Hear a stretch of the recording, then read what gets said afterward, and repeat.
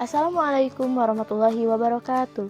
Hello everyone, saya Rika Sari, mahasiswa dari Prodi Pendidikan Matematika STKIP 11 April Sumedang. Pada video kali ini, saya akan membahas mengenai materi kesebangunan dan kekongruenan. Video ini ditujukan untuk memenuhi salah satu tugas mata kuliah media pembelajaran. Sebelum membahas materi, kita lihat peta konsepnya terlebih dahulu. Ini materi yang akan dibahas, yaitu syarat kesebangunan bangun datar, kesebangunan segitiga, syarat dua segitiga sebangun, syarat kekongruenan bangun datar, kekongruenan segitiga, kriteria segitiga yang kongruen, serta dapat menghitung panjang sisi dan besar sudut dari segitiga yang sebangun dan kongruen. Baik, perlu kalian ketahui, teori kesebangunan ini pertama kali ditemukan oleh Thales. Thales lahir di kota Miletus pada abad ke-6 sebelum Masehi. Thales ini merupakan seorang filsuf Yunani dan oleh Aristoteles diberi gelar sebagai filsuf yang pertama. Profesi awalnya sebagai seorang pedagang. Thales juga dikenal sebagai ahli geometri, astronomi, dan juga ahli politik. Pada bidang matematika, Thales mengungkapkan salah satu gagasannya yakni di bidang kesebangunan. Diceritakan bahwa Thales dapat menghitung tinggi piramida dengan menggunakan bantuan dari bayangan suatu tongkat. Dengan menggunakan kenyataan bahwa segitiga yang dibentuk oleh segitiga dan bayangannya sebangun dengan segitiga kecil yang dibentuk oleh tongkat dan bayangannya. Dengan menggunakan perbandingan kesebangunan dua segitiga tersebut, Thales dapat memperkirakan tinggi piramida itu. Nah, untuk apa sih kita belajar kesebangunan dan kekongruenan dan apa kegunaannya dalam kehidupan sehari-hari? Sedikit informasi. Konsep kesebangunan dapat diterapkan untuk mengukur tinggi gedung, tinggi pohon, tinggi tiang, tinggi menara, serta objek-objek lainnya. Sedangkan konsep kekongruenan dapat diimplementasikan untuk pemasangan ubin di lantai agar ukuran serta sudutnya sama besar, pemasangan jendela pada suatu ruangan, pembuatan atap suatu bangunan, pembuatan loker, rak sepatu, dan sebagainya. Baik, kita masuk ke materi pertama, yaitu materi kesebangunan. Notasi kesebangunan dapat dituliskan dengan simbol seperti ini. Nah, ini dibaca sebangun.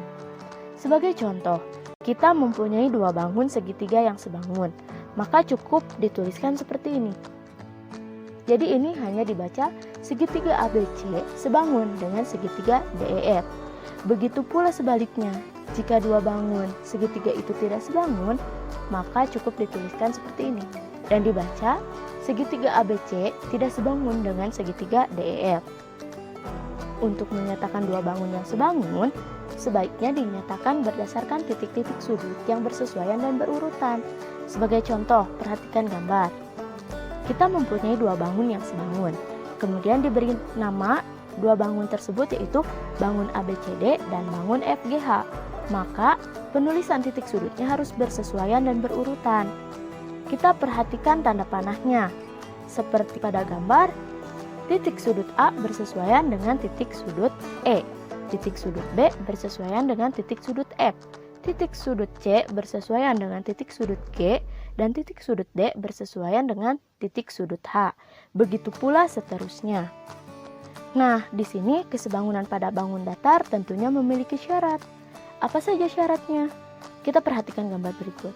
Yang pertama, kita mempunyai dua persegi panjang yang sebangun. Kita bandingkan dengan bangun yang kedua. Nah, ini segitiga yang tidak sebangun. Perhatikan gambar baik-baik. Jika diperhatikan, persegi panjang tersebut memiliki perbandingan sisi yang senilai dan besar sudut yang sama. Oke, kita bandingkan dengan gambar bangun yang kedua. Jadi, di sini kita dapat tuliskan bahwa syarat kesebangunan yang pertama itu adalah perbandingan panjang sisi yang bersesuaian senilai. Kita lihat perbandingannya. Panjang sisi AB bersesuaian dengan panjang sisi DE. Sama dengan panjang sisi BC bersesuaian dengan panjang sisi EF. Sama dengan panjang sisi CD bersesuaian dengan panjang sisi FG. Sama dengan panjang sisi DA bersesuaian dengan panjang sisi GD. Kemudian kita perhatikan sudutnya. Sudutnya sama besar. Jadi syarat yang kedua yaitu sudut yang bersesuaian besarnya sama. Kita lihat besar sudut A itu 90 derajat. Sama dengan besar sudut B 90 derajat. Untuk besar sudut B sama dengan besar sudut E.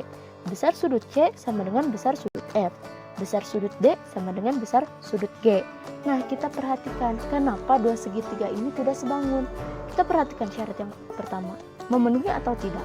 Syarat yang pertama, perbandingan panjang sisinya bersesuaian senilai. Kita lihat, panjang sisi AB bersesuaian dengan panjang sisi DE. Panjang sisi BC bersesuaian dengan panjang sisi EF. Namun, panjang sisi CA tidak bersesuaian dengan panjang sisi FD. Oleh karena itu, syarat yang pertama tidak terpenuhi. Kemudian, syarat yang kedua, sudut yang bersesuaian besarnya harus sama. Kita lihat, besar sudut A yaitu 90 derajat, sedangkan besar sudut D kurang dari 90 derajat. Maka, syarat yang kedua juga tidak terpenuhi. Otomatis, dua segitiga di atas ini tidak sebangun. Baik, kita lanjut ke syarat dua segitiga yang sebangun. Nah, kita perhatikan gambar berikut.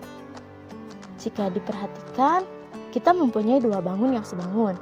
Kemudian, diberi nama ABC dan A aksen, B aksen, C aksen. Nah, di sini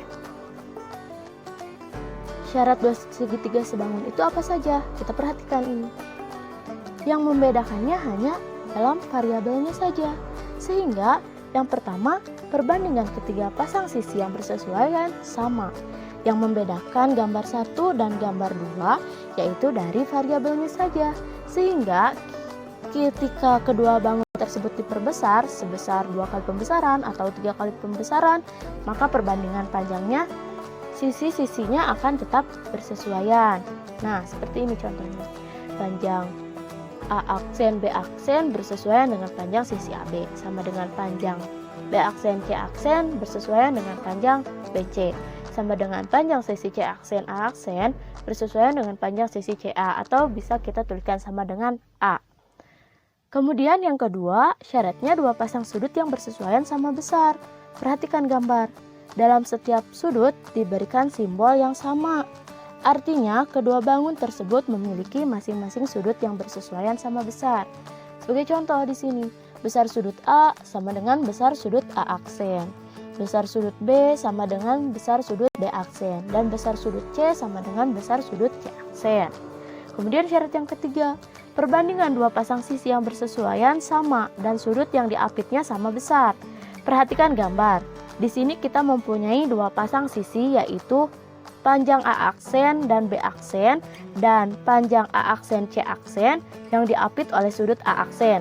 Hal ini sama dengan bangun yang di sebelahnya, ini bangun yang kecil, yaitu panjang sisi AB dan panjang sisi AC diapit oleh sudut A. Baik, kita lanjut. Di sini ada kesebangunan khusus dalam segitiga siku-siku. Kita perhatikan gambar. Dua segitiga siku-siku pada gambar ini jika disatukan maka akan tampak seperti ini. Kemudian, untuk mencari salah satu panjang sisi dari segitiga siku-siku ini, cari terlebih dahulu pasangan sisi yang bersesuaiannya, yaitu panjang sisi AB bersesuaian dengan panjang sisi BD, sama dengan panjang sisi BC bersesuaian dengan panjang sisi AB. Untuk panjang sisi AC sama dengan bersesuaian dengan panjang sisi CD, sama dengan panjang sisi BC bersesuaian dengan panjang sisi AC. Dan panjang sisi AD bersesuaian dengan panjang sisi CD, sama dengan panjang sisi BD bersesuaian dengan panjang sisi AD. Untuk mencari panjang sisi AB dapat ditentukan dengan perbandingan sisi. Kita tuliskan kembali, AB per BD sama dengan BC per AB.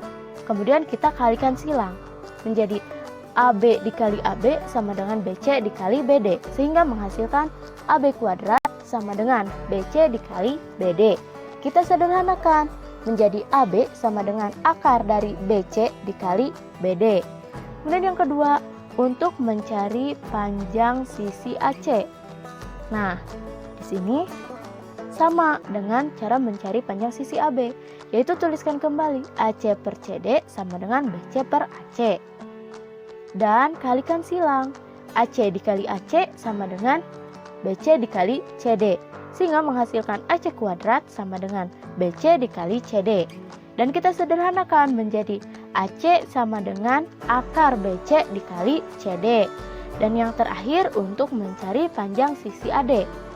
Kita tuliskan kembali AD per CD sama dengan BD per AD. Kemudian kalikan silang. AD dikali AD, BD dikali CD. Sehingga menghasilkan AD kuadrat sama dengan BC dikali CD. Jadi sama dengan AD sama dengan akar BD dikali CD. Oke. Nah, untuk memperjelas materi ini, kita masuk ke contoh soal. Di sini kita mempunyai bangun ABCD dan bangun EFGH yang sebangun. Tentukan A. Nilai X, Y, dan Z. B. Panjang sisi EF, panjang sisi BC, dan panjang sisi HG. Baik, kita selesaikan contoh soal berikut ini. Kita perhatikan gambar. Seperti biasa, diketahui, ditanyakan, dan jawab. Kita lihat di sini. Bangun ABCD dan EFGH sebangun dan sudut yang bersesuaiannya kita tuliskan di sini. Besar sudut E sama dengan besar sudut A. Besar sudut F sama dengan besar sudut B. Besar sudut G sama dengan besar sudut C. Besar sudut H sama dengan besar sudut D. Sehingga untuk menentukan besar sudut yang dinyatakan, yaitu besar sudut G sama dengan besar sudut C, maka kita lihat besar sudut C itu berapa? Yaitu 22,6 derajat. Sehingga kita dapat menuliskan besar sudut G berapa. Karena besar sudut G sama dengan besar sudut C, maka otomatis besar sudut G adalah 22,6 derajat. Di sini diketahui besar sudut G adalah X. Jadi nilai X sama dengan 22,6 derajat. Nah, untuk mencari besar sudut D, maka kita tuliskan besar sudut D sama dengan 180 derajat dikurangi besar sudut C. Kenapa 180 derajat? Perhatikan gambar. Nah, di sini besar sudut D atau Y itu jumlahnya 180 derajat jika dijumlahkan dengan besar sudut C. Jadi, untuk menentukan besar sudut D, kita gunakan rumus 180 derajat dikurangi besar sudut C. Substitusikan besar sudut C atau X yaitu 22,6 derajat. Sehingga besar sudut D atau Y kita tuliskan 180 derajat dikurang X. Substitusikan X-nya berapa? Jadi sama dengan 180 derajat dikurangi 22,6 derajat sama dengan 157,4 derajat. Nah, untuk menentukan besar sudut H atau Z, kita lihat perbandingan sisinya, yaitu sudut H sama dengan sudut D. Sehingga kita harus substitusikan besar sudut D atau Y yaitu 157,4 derajat. Karena besar sudut H atau Z itu sama dengan besar sudut D atau Y, maka besar sudut H itu otomatis 157,4 derajat. Nah, di sini setelah selesai mengerjakan poin A, jangan lupa berikan kesimpulan. Jadi, nilai X sama dengan 22,6 derajat, nilai Y sama dengan 157,4 derajat, dan nilai Z sama dengan 157,4 derajat. Baik, kita selesaikan untuk contoh soal poin B. Seperti biasa, kita tuliskan diketahui, ditanyakan, dan jawab. Diketahuinya di sini, panjang HE itu sama dengan 15 cm, panjang FG sama dengan 20 cm, panjang AD sama dengan 20 cm, panjang AB sama dengan 16 cm, dan besar sudut C 22,6 derajat. Apa yang ditanyakannya? Panjang sisi EF, panjang sisi BC, dan panjang sisi HG. Oke, kita jawab. Nah, untuk menjawab permasalahan dari soal ini, kita cari perbandingan sisinya terlebih dahulu. Ini perbandingan sisi yang bersesuaiannya, yaitu panjang sisi EF bersesuaian dengan panjang sisi AB, sama dengan panjang sisi FG bersesuaian dengan panjang sisi BC. panjang sisi GH bersesuaian dengan panjang sisi CD, sama dengan panjang sisi HE bersesuaian dengan panjang sisi DA. Kemudian kita tuliskan, diketahui bahwa panjang sisi HE per panjang sisi DA itu 15/20. Kemudian kita sederhanakan ke bentuk yang paling sederhana, yaitu 3/4 atau kedua-duanya dibagi 5. Sehingga kita dapat mencari panjang sisi EF dengan rumus menggunakan konsep kesebangunan, yaitu panjang sisi EF per panjang sisi AB sama dengan panjang sisi HE per panjang sisi DA. Kita substitusikan, panjang EF berapa? Ini ditanyakan, maka tuliskan kembali. Panjang sisi AB yaitu 16 cm, sama dengan panjang sisi HE 3 cm dan panjang sisi DA 4 cm. Setelah ini, kita kalikan secara silang. Nah, untuk menentukan panjang EF sama dengan 16 dikali 3/4. 16 dikali 3 itu 48/4. Jadi, panjang EF itu sama dengan 12 cm. Yang selanjutnya, untuk mencari nilai BC atau panjang BC, kita tuliskan persamaan ini. Panjang sisi FG per panjang sisi BC sama dengan panjang sisi HE per panjang sisi DA. Kita substitusikan masing-masing sisinya. Yang pertama, panjang sisi FG itu berapa? 20 cm. Panjang sisi BC ditanyakan, maka kita tuliskan kembali. Sama dengan panjang sisi HE itu 3 cm dan panjang sisi DA itu 4 cm. Kemudian kita kalikan silang. Panjang sisi BC sama dengan 20 dikali 4/3 atau sama dengan 80/3. Nah, di sini kita cari ke bentuk yang paling sederhana, yaitu 26 2/3. Nah, untuk mencari panjang sisi HG, kita memerlukan garis bantu. Misalkan dikasih nama titik O, maka gambarnya seperti ini. Kemudian kita cari perbandingan sisi-sisi yang bersesuaiannya. Maka diperoleh panjang sisi FO sama dengan panjang sisi EH, yaitu berapa? 15 cm. Panjang sisi HO sama dengan panjang sisi EF, yaitu 12 cm. Panjang sisi OG di sini sama dengan panjang sisi FG dikurangi panjang sisi FO, di mana FO itu sama dengan panjang sisi HE. Sehingga kita substitusikan panjang sisi FG sama dengan 20 dikurangi panjang sisi FO yaitu 15. Jadi panjang sisi OG sama dengan 5 cm. Kemudian untuk mencari panjang HG kita gunakan rumus teorema Pythagoras. Maka panjang HG sama dengan akar dari panjang sisi HO kuadrat ditambah panjang sisi OG kuadrat. Kita substitusikan, panjang sisi HO itu 12 cm dan panjang sisi OG 5 cm. Substitusikan ke dalam rumus ini. Maka akar dari 12 kuadrat ditambah 5 kuadrat. Akar 12 kuadrat ditambah 5 kuadrat itu kita masing-masing sederhanakan dulu. 12 kuadrat itu 144 ditambah 5 kuadrat 25, sehingga kita dapat menuliskan akar dari 144 ditambah 25, yaitu sama dengan akar 169. Kita sederhanakan ke dalam bentuk yang paling sederhana, yaitu 13. Jangan lupakan, di sini setelah semua selesai penyelesaiannya, kasih kesimpulan. Jadi, panjang sisi EF sama dengan 12 cm, panjang sisi BC 26 2/3 cm, dan panjang sisi HG 13 cm. Baik, yang selanjutnya kita masuk ke materi kekongruenan. Notasi kekongruenan dapat disimbolkan seperti ini.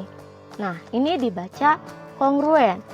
Sebagai contoh, untuk menyatakan bangun yang kongruen, di sini ada persegi panjang ABCD dan persegi panjang EFGH kongruen, maka cukup dituliskan seperti ini. Dan ini dibaca, persegi panjang ABCD kongruen dengan persegi panjang EFGH. Untuk menyatakan dua bangun yang kongruen, sebaiknya dinyatakan berdasarkan titik-titik sudut yang bersesuaian dan berurutan. Sebagai contoh, kita perhatikan gambar.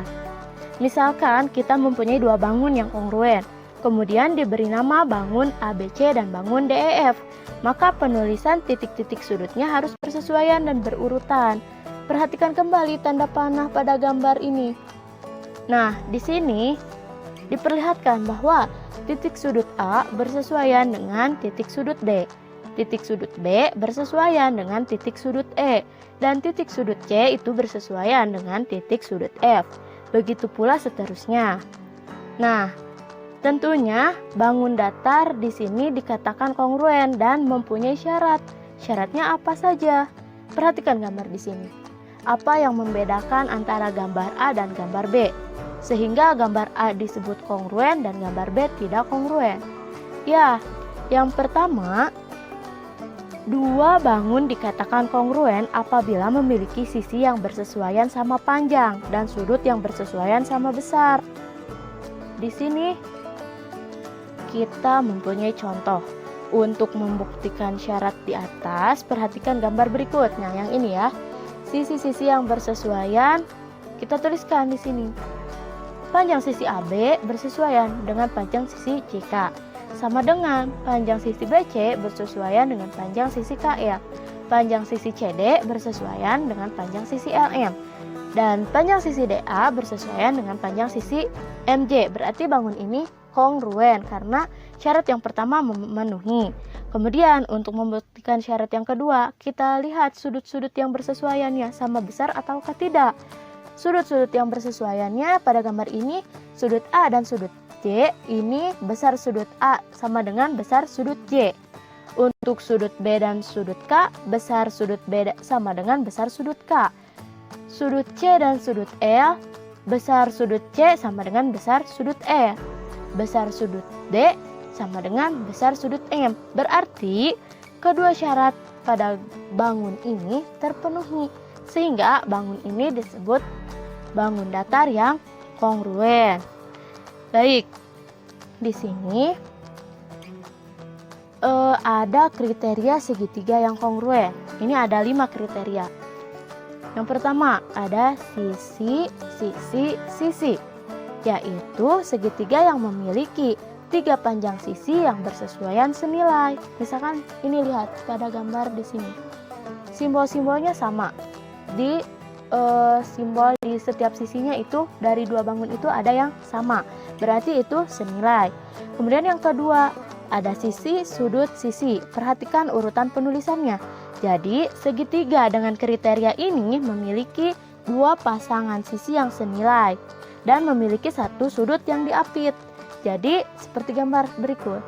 Di sini ada 1 sudut yang diapit oleh 2 sisi. Dengan 2 pasangan sisinya itu sama dan sudutnya juga sama besar. Kemudian kriteria yang ketiga ada sudut, sisi, sudut. Segitiga dengan kriteria ini memiliki sisi yang diapit oleh 2 sudut. Nah, gambarnya seperti ini.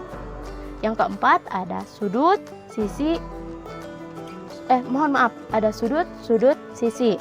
Jadi, segitiga dengan kriteria ini memiliki 2 sudut yang bersesuaian sama besar dengan panjang sisi yang senilai. Gambarnya seperti ini. Dan yang terakhir atau yang kelima, khusus untuk segitiga siku-siku, sisi miring dan 1 sisi siku yang bersesuaian sama panjang. Nah, gambarnya seperti ini. Baik, untuk lebih memahami materi kekongruenan, perhatikan contoh berikut. Sebagai catatan, di sini 2 segitiga yang kongruen sudah pasti sebangun, tetapi 2 segitiga yang sebangun belum tentu kongruen. Oke, kita perhatikan contoh soal yang kedua.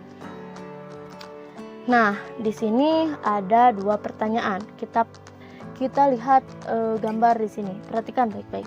Pertanyaannya, poin A, jika panjang sisi AB sama dengan 40 cm, panjang sisi BC sama dengan 21 cm, panjang sisi RE sama dengan 16 cm, dan panjang sisi PE sama dengan 15 cm, maka tentukan panjang sisi AD, panjang sisi DC, panjang sisi PQ, dan panjang sisi QR. Dan yang ke poin B, jika besar sudut A sama dengan 60 derajat, besar sudut B sama dengan 40 derajat, berapakah besar sudut R dan besar sudut S? Seperti biasa, kita ketahui, tanyakan, jawab. Untuk penyelesaiannya, perhatikan gambar baik-baik. Diketahui sisi-sisi yang bersesuaiannya yaitu panjang sisi AB sama dengan panjang sisi PQ, panjang sisi DC sama dengan panjang sisi SR, panjang sisi BC sama dengan panjang sisi QR, panjang sisi AD sama dengan panjang sisi PS, panjang AB sama dengan 40 cm, panjang BC sama dengan 21 cm, panjang SR sama dengan 16 cm, dan panjang PS sama dengan 15 cm. Maka panjang sisi AD, kita lihat AD sama dengan PS, sehingga kita substitusikan panjang PS itu berapa. Sini diketahui 15 cm. Maka kita substitusikan bahwa AD sama dengan PS sama dengan 15 cm. Nah, untuk panjang PQ sama dengan panjang AB. Kita ketahui panjang AB itu 40 cm, sehingga panjang PQ 40 cm. Dan untuk panjang DC sama dengan panjang SR, di mana panjang SR itu 16 cm, sehingga panjang DC juga 16 cm. Dan untuk panjang QR sama dengan panjang BC. Sama dengan panjang BC-nya itu berapa? 21 cm. Sehingga panjang QR juga 21 cm. Jadi di sini sudah diketahui bahwa panjang AD 15 cm, panjang PQ 40 cm, panjang DC 16 cm, dan panjang QR 21 cm. Kemudian untuk menjawab pertanyaan di poin B, sudut-sudut yang bersesuaiannya yaitu besar sudut P sama dengan besar sudut A, besar sudut B sama dengan besar sudut Q, besar sudut C sama dengan besar sudut R, dan besar sudut D sama dengan besar sudut S.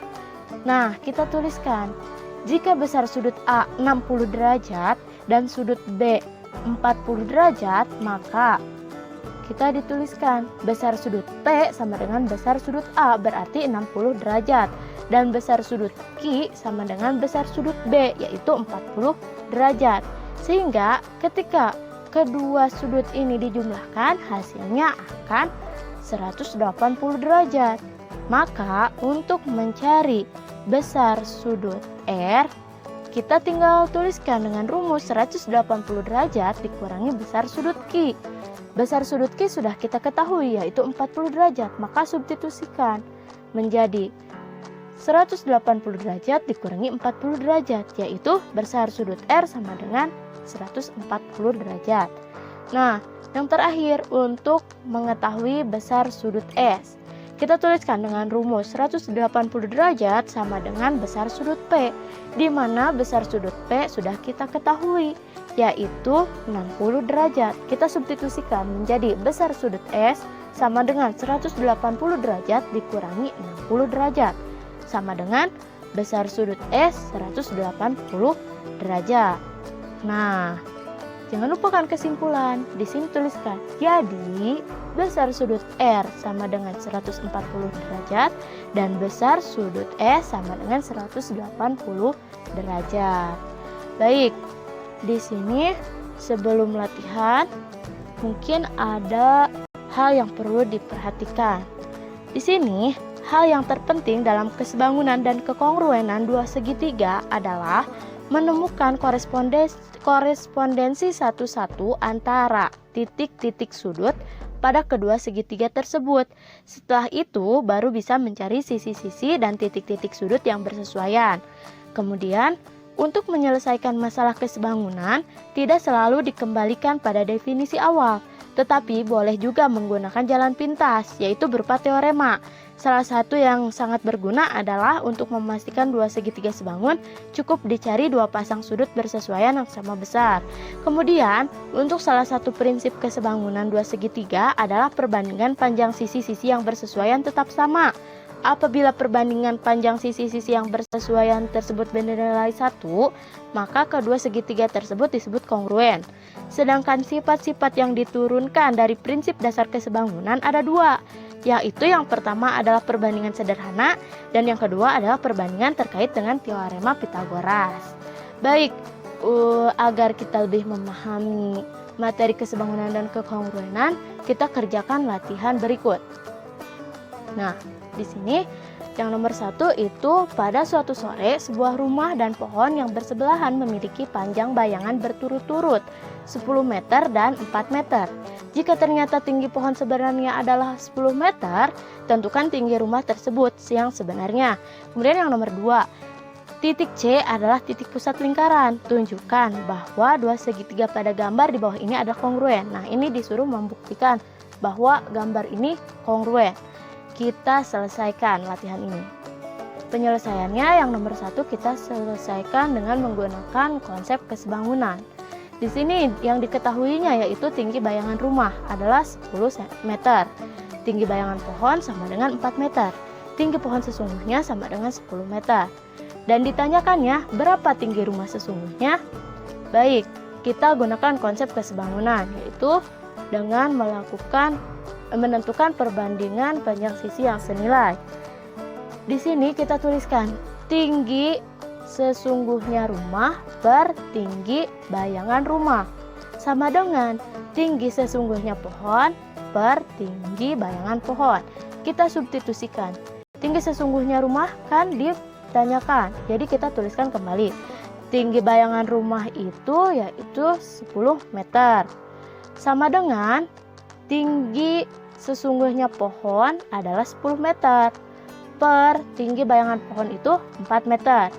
Sehingga dituliskan seperti ini. Kemudian kita kalikan silang, yaitu menghasilkan tinggi sesungguhnya rumah sama dengan 10 meter dikali 10 meter per 4 meter. Atau sama dengan tinggi sesungguhnya rumah sama dengan 100 meter persegi per 4 meter. Kita coret meter persegi dibagi meter, yaitu meter. 100 dibagi 4, 25. Jadi tinggi sesungguhnya rumah sama dengan 25 meter. Jangan lupa beri kesimpulan. Jadi tinggi rumah sesungguhnya adalah 25 meter. Kemudian kita selesaikan latihan yang kedua. Kita gunakan konsep kekongruenan dengan menggunakan kriteria segitiga yang kongruen. Untuk membuktikan segitiga ACB dan segitiga DEC ini kongruen, maka kita perhatikan gambar. Di sini ada dua segitiga di dalam lingkaran. Nah, syarat yang ke-1 jangan lupa sisi-sisi yang bersesuaian sama panjang. Kita tuliskan di sini. Panjang sisi AB sama dengan panjang sisi DE. Panjang sisi BC sama dengan panjang sisi CD. Dan panjang sisi AC sama dengan panjang sisi CE. Berarti syarat yang pertama itu terpenuhi. Kita lihat syarat yang kedua, yaitu sudut-sudut yang bersesuaian harus sama besar. Kita perhatikan, besar sudut ACB sama dengan besar sudut DCE. Nah, dan besar sudut ABC sama dengan besar sudut CED, sama dengan besar sudut EDC, dan juga sama dengan besar sudut BAC. Sehingga syarat yang kedua juga terpenuhi. Sehingga di sini dapat dinyatakan bahwa segitiga ACB dan segitiga DEC pada gambar itu terbukti kongruen. Jadi, segitiga ACB dan segitiga DCE kongruen berdasarkan kriteria sisi, sudut, sisi. Baik, jadi untuk kesimpulannya pada materi ini yaitu kesamaan bentuk berkaitan dengan konsep kesebangunan, sedangkan kesamaan bentuk dan ukuran berkaitan dengan konsep kekongruenan. Nah, cukup sekian materi dari kesebangunan dan kekongruenan. Untuk salah-salahnya mohon dimaafkan. Dan terima kasih atas perhatiannya. Wassalamualaikum warahmatullahi wabarakatuh.